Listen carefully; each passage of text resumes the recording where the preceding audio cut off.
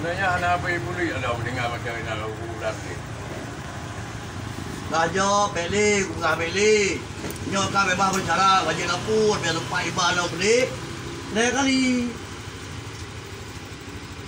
Lain Kalau kali. dia coba ke dia naik aku nya ulung. Dia belum kau nyundang. Basah ke dia.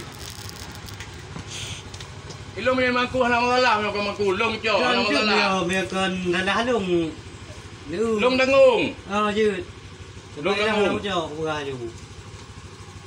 Mayang urut lain masalah jangan kalau nak bap pinang ibu. Ibu kau. Nampak ke cik bap indon pai. Lupa dah. Kemarin.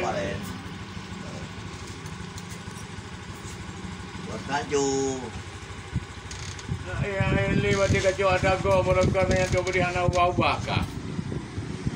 Mungkin kalau kepenya ilung anak Anak aku cok ilung ngajian. Pak ilmu aku kerau. Awaknya kali jauh rumah anak kah rumah. Buka-buka ayam tiga kerja rumah. Mak kebegah anak. Bareng menokon. Iban ke mendawa.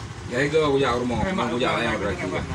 Iya, mak anak gulung nang kemana anak we. Mak lah yang ngelung lah yang kabar nak kayak di TV urai nak kayak di TV kawai. Ibai melu dijamin dia nama macam lima iji baren.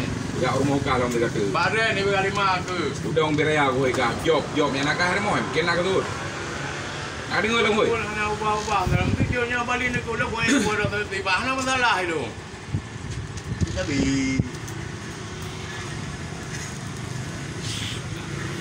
Tapi kayak kamu. Mana aku ilung buat. Bila aku mau kerja dah. Kamu jadi huke.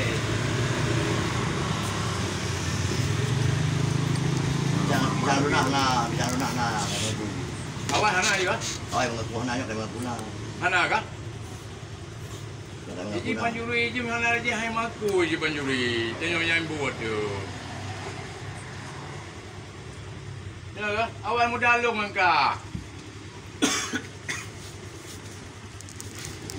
Ilong di jonyo bali kalau boleh urut apa? Hana masalah ilong.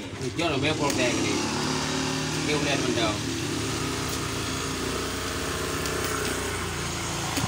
Bawa yang berubah.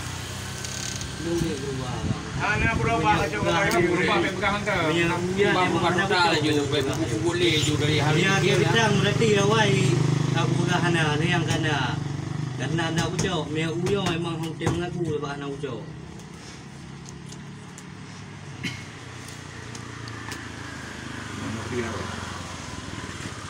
Ubah total je. Buku boleh je buat. Kau lihat dulu. Ya mana kau je baru punya nama tu kan patah-patah kan aja kacau kan?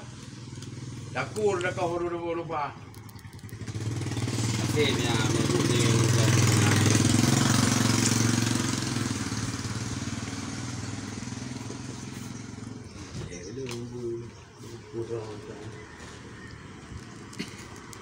Lepas nak pergi kan?